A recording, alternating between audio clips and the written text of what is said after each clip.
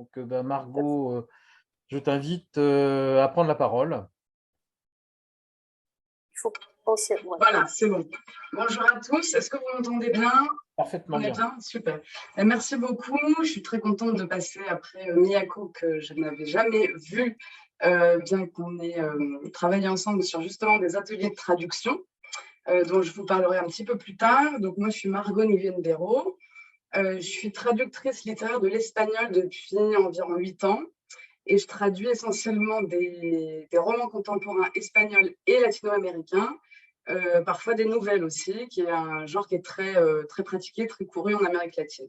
Un peu moins en France, ça ferait l'objet d'un autre webinaire très intéressant aussi. Donc aujourd'hui, j'ai été invitée par Caroline Nathalie avec, comme elle vous a dit tout à l'heure, ma double casquette, c'est-à-dire celle de présidente de l'association Atlas. Donc, pour celles et ceux qui ne connaissent pas, c'est l'association pour la promotion de la traduction littéraire qui organise beaucoup de choses pour valoriser, faire connaître et faire palper aussi ce qu'est le travail de traducteur et traductrice littéraire. On organise beaucoup de festivals, notamment les Assises de la traduction à Arles. Et pour le sujet qui nous intéresse aujourd'hui, je voulais vous dire qu'on essaye justement de donner une bonne place aux voix d'auteurs de traduction de BD pour trouver une expression synonyme de traducteur de BD. Et on pourra en reparler tout à l'heure au moment des questions avec Miyako sur la traduction à la fin de cette intervention. Donc, je vous disais double casquette parce que je suis donc traductrice littéraire qui traduit donc des livres de l'espagnol vers le français, exclusivement dans ce sens.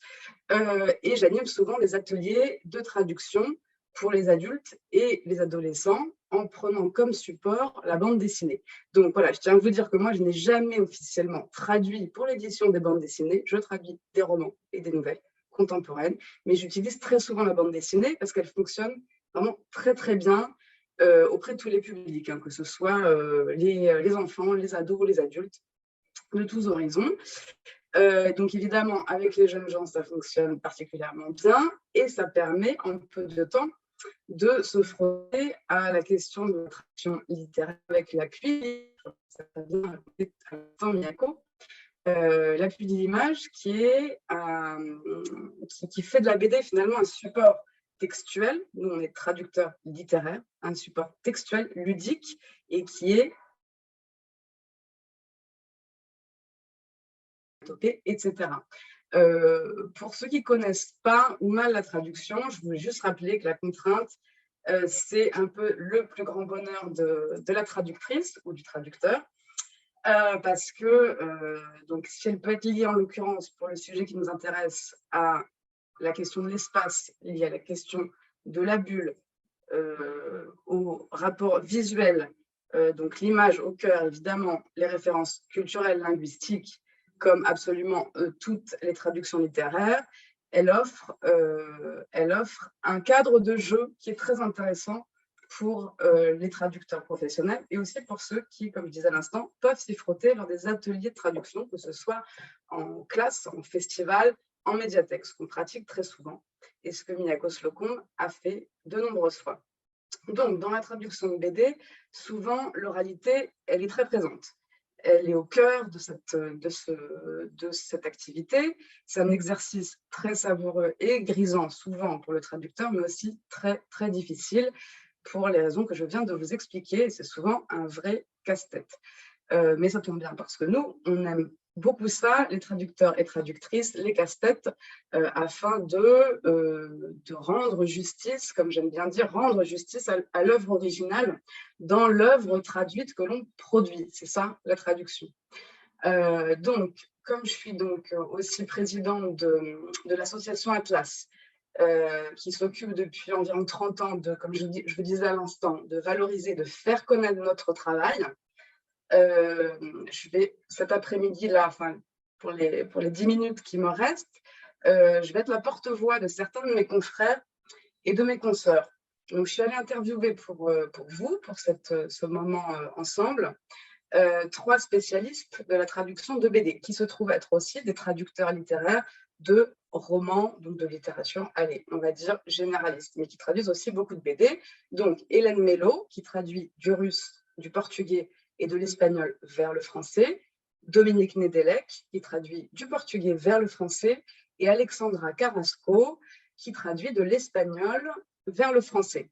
Donc, tout à l'heure, à la toute fin, je vous donnerai aussi une petite liste de nos titres préférés qui ont été donc traduits et choisis par ces 3 traducteurs-là, et moi-même et certains de nos collègues. Donc, je finirai juste cette petite introduction sans images pour vous rappeler quelque chose d'assez fondamental, et c'est très important de le rappeler, que les traducteurs sont des auteurs. Donc, les traducteurs sont des auteurs. Légalement, c'est ce que nous sommes, c'est ce qu'on est, et on est rémunéré comme tel quand on traduit, que ce soit une bande dessinée ou quelques livres que ce soit, en droit d'auteur. Et donc, on est officiellement les seconds auteurs d'une œuvre. Ça, c'est très important de s'en souvenir, parce que, évidemment, pour ceux qui connaissent un petit peu la traduction et ceux qui en ont peut-être l'intuition, on n'est pas, comme le dit souvent cette phrase un peu toute faite, des passeurs. Certes, on passe, mais on réécrit. Et encore une fois, c'est comme tout à l'heure, la contrainte, c'est pas un vilain mot. On écrit en français. Alors, accrochez-vous, on écrit en français une œuvre qui est écrite originellement en langue étrangère. Ça paraît tout simple, mais c'est ça, on écrit en français. Donc, moi, j'aime bien dire qu'on est comme des espèces de transformistes qui gardons toujours à l'esprit l'idée de rendre justice à un texte qui préexiste à notre traduction, qui s'appelle simplement la version originale. Voilà, je termine cette petite intro en vous annonçant que là, j'avais envie de vous montrer quelques petites planches en VO et en VF pour vous montrer un petit peu ce qu'est notre travail quotidien, et donc qui ont été sélectionnés par les traducteurs que j'ai mentionnés à l'instant. Voilà, et puis aussi je vous montrerai quelques images d'atelier pour que vous fassiez une idée bien concrète de ce qu'on fait. Voilà, donc je vais faire le partage d'écran à l'instant. Tac, 1 minute, 1 seconde, même pas. Hop, voilà, vous voyez, Caroline, tu confirmes? Super. Oui. Voilà, donc on commence par cette première planche que je vais dézoomer un petit peu. Vous aurez, j'imagine, reconnu de quelle langue il s'agit. Magnifique alphabet cyrillique. C'est donc la langue russe. C'est une planche de la bande dessinée de Julia Nikitina, jeune autrice russe, qui s'intitulera en français Terre de minuit chez La Boîte à Bulles, et qui est en cours de traduction par Hélène Mello, dont je vous parlais à l'instant. Donc, là, vous voyez, c'est encore un document de travail. C'est-à-dire, donc ça, c'est la planche originale. Donc, vous voyez un petit peu le contexte, hein, c'est pas très compliqué. Il y a peu de texte. On est face à un personnage, une jeune femme, qui est dans une gare. Pour ceux qui parlent peut-être russe, vous avez le mot sur la dernière vignette tout en bas, kassa. Kassa, qui veut dire guichet. Et ici, là, vous voyez, là, où est ma souris, la gare. Le nom de la gare et de la ville. Et ici, vous allez voir ce que ça donne. Donc, paf, je passe à la version traduite par Hélène Mello. Ce qui se passe, voilà. Ici, nous avons le train. Ici, nous avions le mot russe pour le train, qui posait une difficulté parce qu'il fallait, vous voyez qu'en russe, c'était rogner. Ici, en français, ce n'est pas rogner. Il faut absolument que le mot train soit présent pour qu'on comprenne qu'il s'agit de, vous voyez, la petite musique qui annonce l'arrivée des trains. Donc ça c'est un choix pour qu'on comprenne immédiatement ce qui se passe. Et c'est pourquoi je voulais vous montrer ça, parce qu'on est face à un cas de figure qui arrive très souvent en BD. Qu'est-ce qu'on fait avec justement le texte qui est aussi image, qui est intégré dans l'image? On est en Russie, à Vitebsk, je ne sais pas si je prononce correctement. Il faut faire ce choix. Évidemment, on introduit une bizarrerie. Gare de Vitebsk, qu'est-ce que c'est que ça? Ça fait partie d'image et pourtant, c'est en français. Donc, il faut faire un choix de traducteur, comme on fait toujours. Dérouter peut-être un peu le lecteur qui pourrait dire, certains lecteurs pourraient dire, qu'est-ce que c'est que cette histoire? On est en France, on est en Russie. Idem pour guichet, kassa. Est-ce que ça dirait quelque chose à un lecteur français, un lecteur francophone? Pas forcément. Donc là, ça, c'est une collaboration, un exemple de collaboration, éditeur traducteurs qui ont fait le choix ensemble de franciser ces éléments visuels qui sont aussi des éléments textuels. Ça se discute. Il aurait pu être fait un autre choix, c'est-à-dire laisser la rue citée, si j'ose dire, dans l'image et utiliser une note de bas de page ou pas. Voilà, je mets de gros points d'interrogation. Encore une fois, ce sont des choix éditoriaux, des choix de traduction. J'avais envie de vous montrer la suite. J'imagine que vous reconnaissez tous le chat de Philippe Geluck, hein, très très connu dans le monde francophone. Vous voyez, je vous laisse juste 10 secondes pour regarder. Là, c'est une version originale en français. Juste 10 secondes de silence pour que vous voyez un petit peu l'enjeu.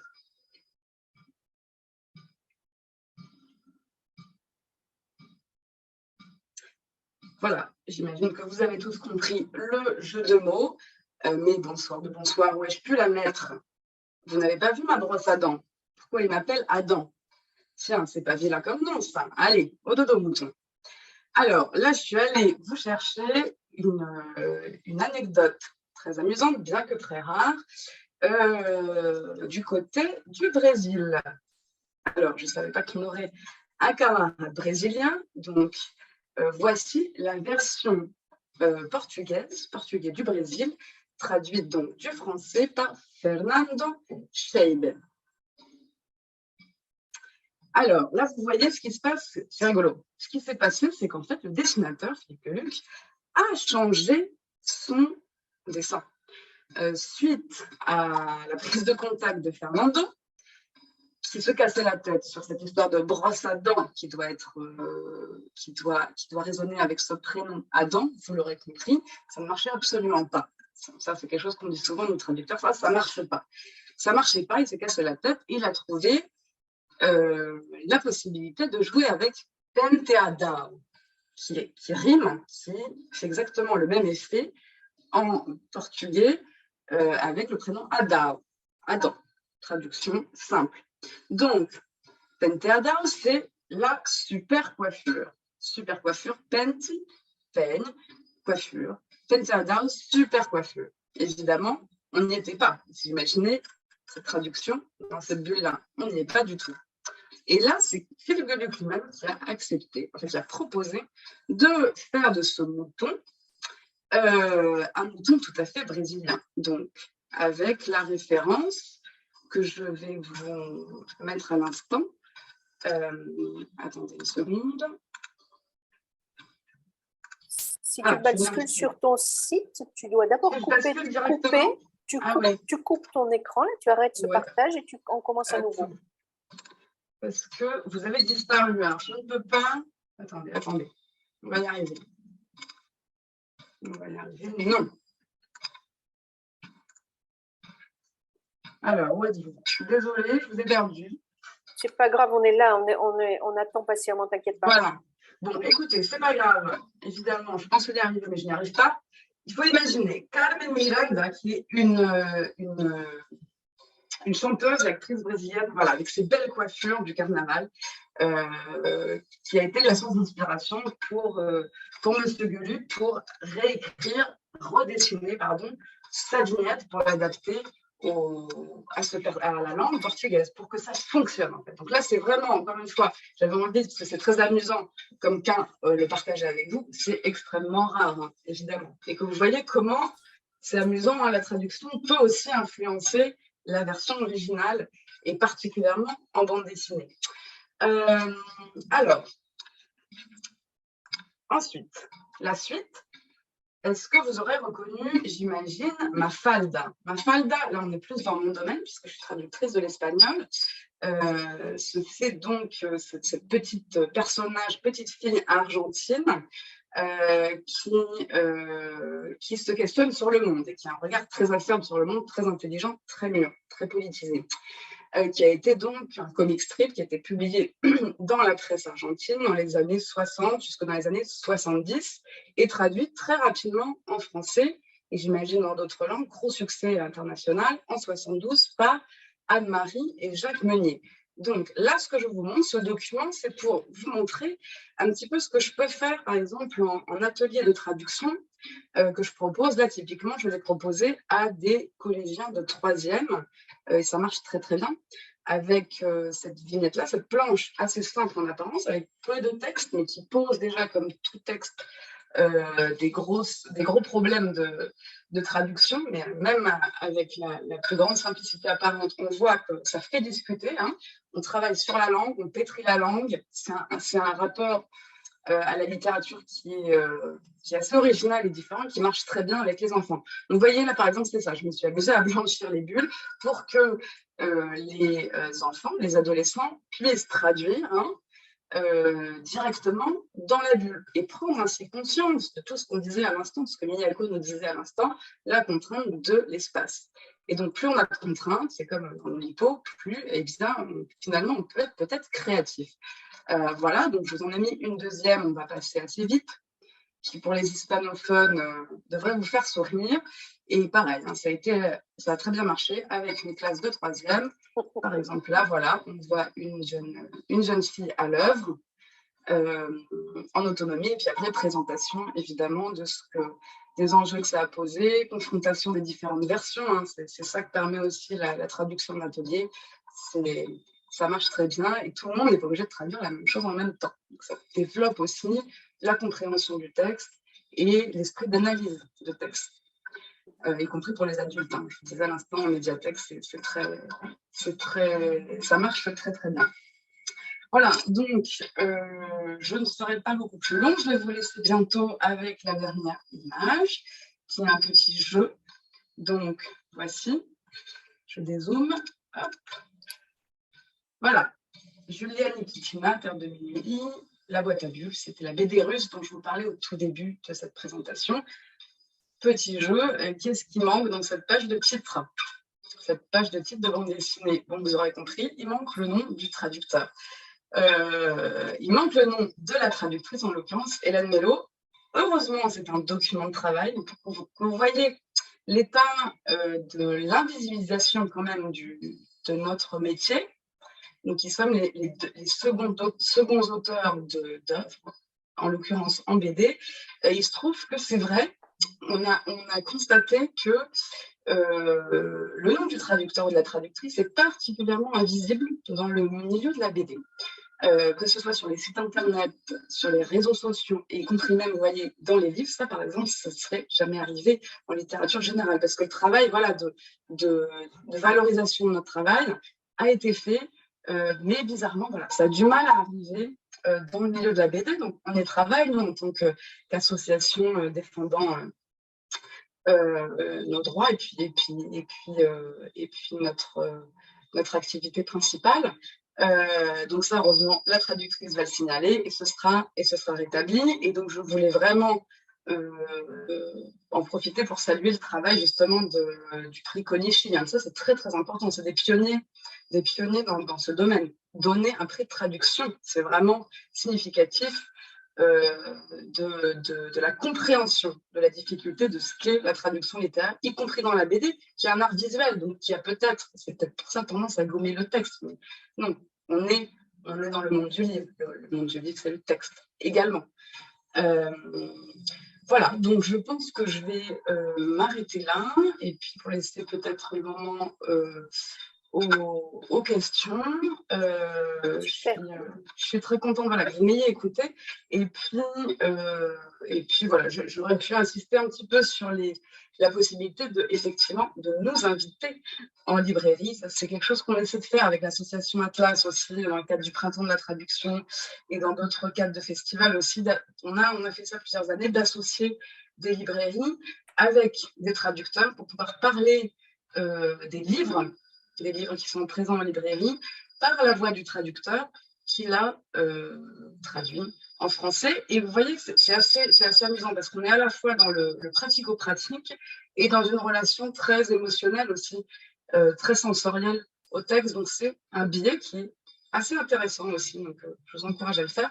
Et voilà. Et donc là, je vais vous mettre les couvertures, mais il m'a manqué un peu de temps, donc je vais faire simplement cette petite liste.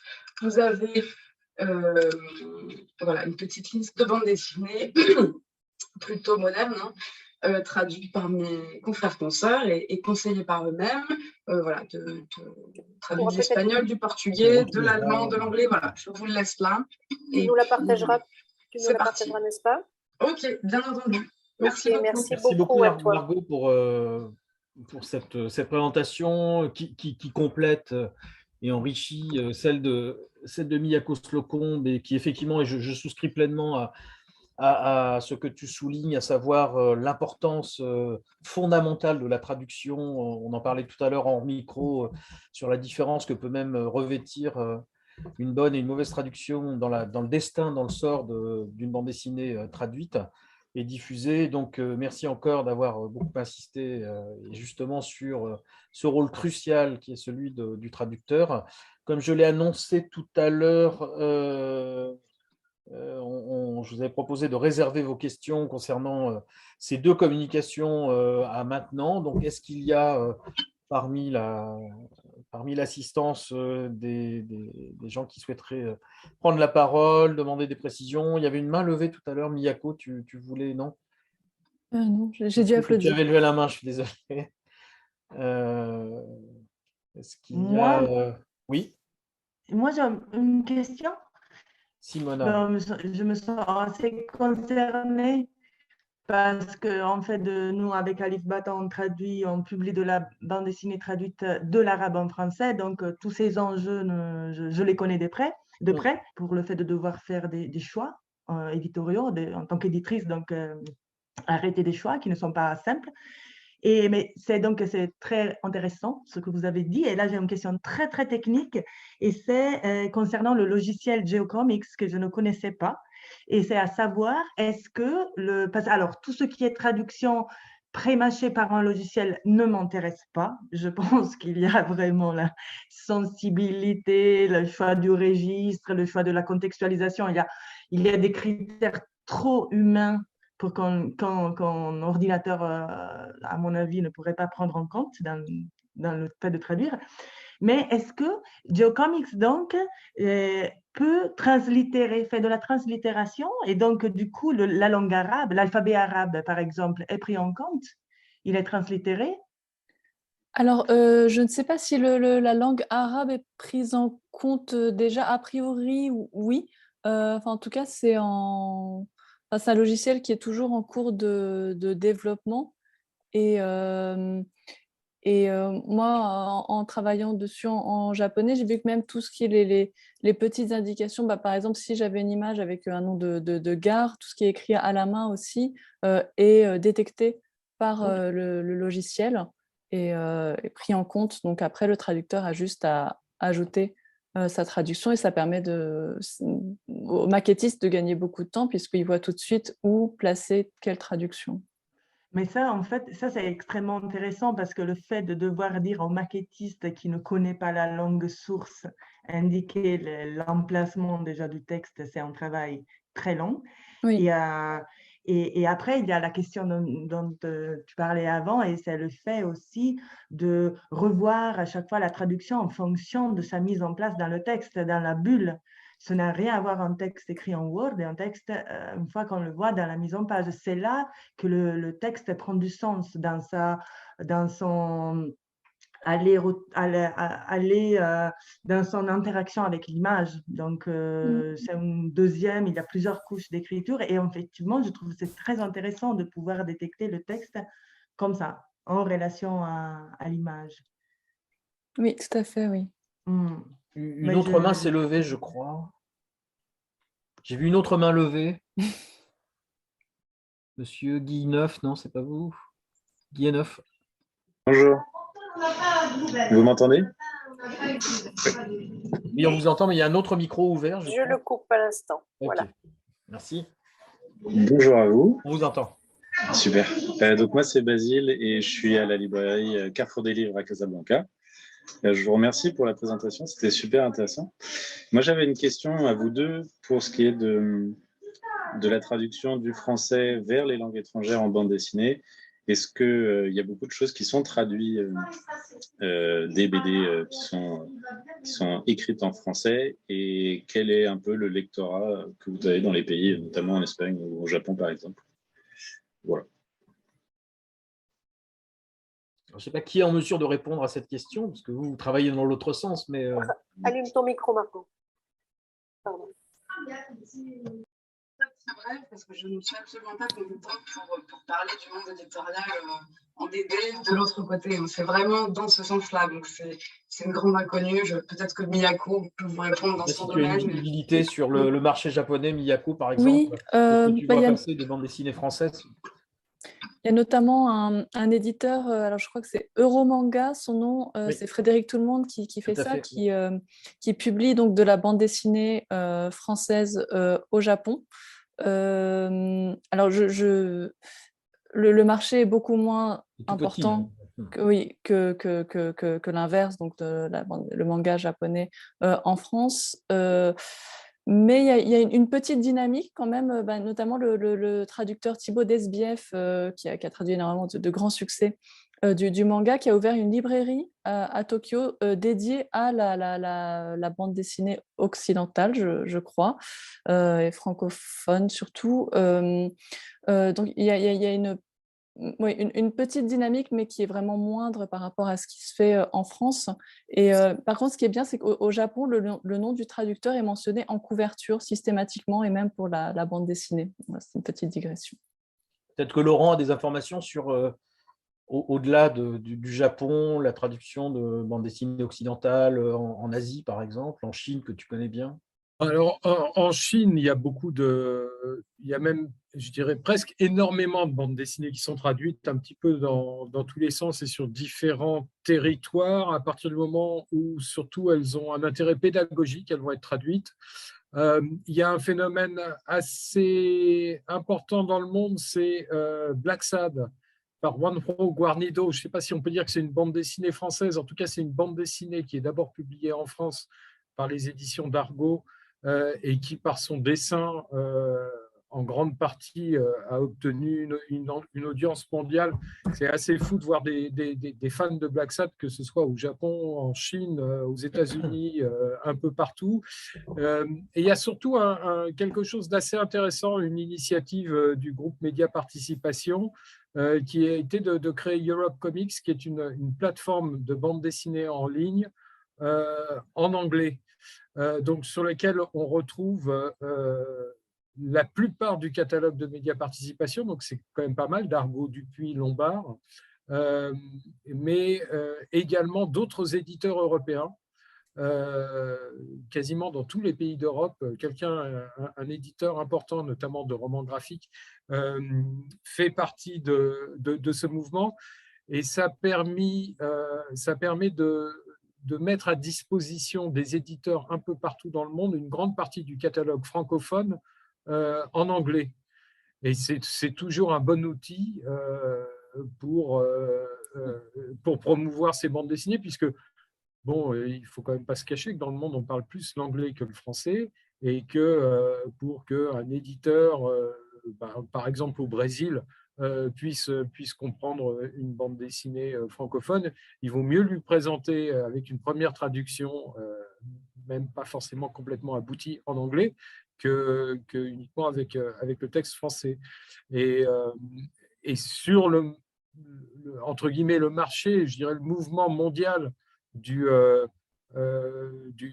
roman graphique, il y a même des agents extrêmement présents. Je pense à Nicolas Grivel, par exemple, qui permet assez rapidement d'avoir des œuvres fortes traduites en 10, 20 langues, ce qui n'était probablement pas le cas il y a 15 ans. Alors, deux prises de parole encore, et puis on va enchaîner parce que le temps file. Alors, Anaïs, Patrick, Anaïs peut-être? Oui, en fait, la question que je me posais, c'est que est-ce que le nombre de traductions, c'est-à-dire en nombre de langues, dit qu'il y a un marché qui est émergent ou suffisant? En fait, la grande question, je pense, qui se pose pour les libraires du monde entier sur la bande dessinée, c'est que Il y a des pays qui ont clairement déjà une assise de clients qui sont déjà dans l'achat, etc., de bande dessinée, et d'autres où ce n'est pas encore le cas. Donc, à partir de quel moment donné, on peut se dire que ça vaut le coup de tenter l'expérience? Quels sont un peu les indicateurs de votre point de vue d'éditeur et de traducteur et d'auteur où on peut se dire, ça y est, là, on peut se lancer, ou alors on va être encore dans le défrichage et on l'accepte? Tu veux dire on peut se lancer dans l'édition à l'étranger? Non, là, je parle du côté de la librairie. Donc, on peut se lancer à acheter de la bande dessinée et à espérer pouvoir en vendre. Donc là, c'est vraiment au libraire de répondre.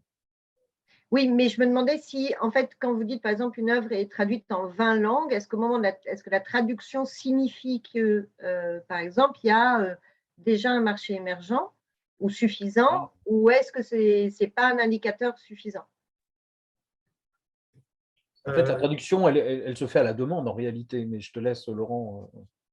C'est très difficile de répondre à une question pareille. Je pense que quand on voit que dans un pays, on traduit une dizaine, une vingtaine d'œuvres en français, il se passe probablement quelque chose. Et puis souvent, il y a un, deux, trois éditeurs qui sont derrière. Donc, ça veut dire aussi aller voir ces éditeurs qui, pour la plupart du temps, publient aussi des œuvres qui peuvent être traduites en français. C'est là où on sent qu'il y a un échange qui fonctionne. Un pays, par exemple, comme la Corée, publie quand même beaucoup de titres français, j'ai l'impression. Et en France, ce qui surprend beaucoup les Coréens, on publie des œuvres coréennes sur papier, alors que pour certaines, elles ne sont publiées qu'en numérique en Corée. Mais après, c'est en dehors du cas spécifique, je dirais, de deux pôles dominants en France, c'est le Japon et les États-Unis, il y a quand même pas mal d'échanges, j'ai l'impression, d'un territoire à l'autre. Et même si le Japon et les États-Unis se sont quand même beaucoup ouverts à des publications françaises traduites, certes, souvent sur un marché de niche. Patrick, qui lève la main. Patrick de Jaclot. Oui. Vous m'entendez là? Oui, très bien. Oui, ok. Non, c'était juste une réponse purement anecdotique à la question sur les traductions des bandes dessinées françaises à l'étranger. Pendant toutes les années où je vivais à New Delhi, j'ai souvent été étonné du nombre de bandes dessinées franco-belges que l'on pouvait trouver traduites en anglais, évidemment. Il y avait vraiment beaucoup de séries dont on trouvait des albums, mais ça n'était que dans une poignée des toutes meilleures librairies de la capitale d'Inde, parce que à part Tintin, qui est assez connu et quand même pas mal répandu, il y a quand même, enfin, la bande dessinée française est à peu près inconnue dans un pays continent de la taille de l'Inde. Voilà. Tintin qui est belge, rappelons-le. Oui, certes. J'ai une question qui nous est posée sur le chat de Cécile. Question technique. Un client étranger m'a demandé pourquoi les bandes dessinées françaises ont une couverture dure par rapport aux bandes dessinées étrangères qui ont une couverture souple. Je ne savais pas quoi lui répondre. Qu'en pensez-vous? Est-ce que quelqu'un a des éléments de réponse à cette question? Sur la différence, est-ce que c'est une différence de distinction économique? Tenter de répondre. Question de tradition. Aussi, oui, je pense. C'est effectivement une question de tradition. Les bandes dessinées de Zigépus et même de Mickey publiées par Hachette dès le début du siècle, même si on passe au 19e siècle, la famille Fenouillard, par exemple, de Christophe, tout cela a été publié avec des couvertures en dur pour entrer, pour être plus proche du marché du livre et pour être plus solide. En Belgique, curieusement, en dehors de Tintin, il me semble qu'il a fallu du temps pour avoir un cartonnage dur sur les albums qui restait souple. Et peut-être que cela a contribué à ces séries transgénérationnelles, donc que l'on peut plus facilement mettre en rayon de bibliothèque chez soi et conserver pendant quelques décennies. Il y a cet aspect-là, et dans d'autres traditions, on est plus sur la bande dessinée de presse, même s'il s'agissait de publications en presse au départ, pour lesquelles on ne projette pas forcément un souci patrimonial. Du moins, on peut parler à l'imparfait à ce niveau-là.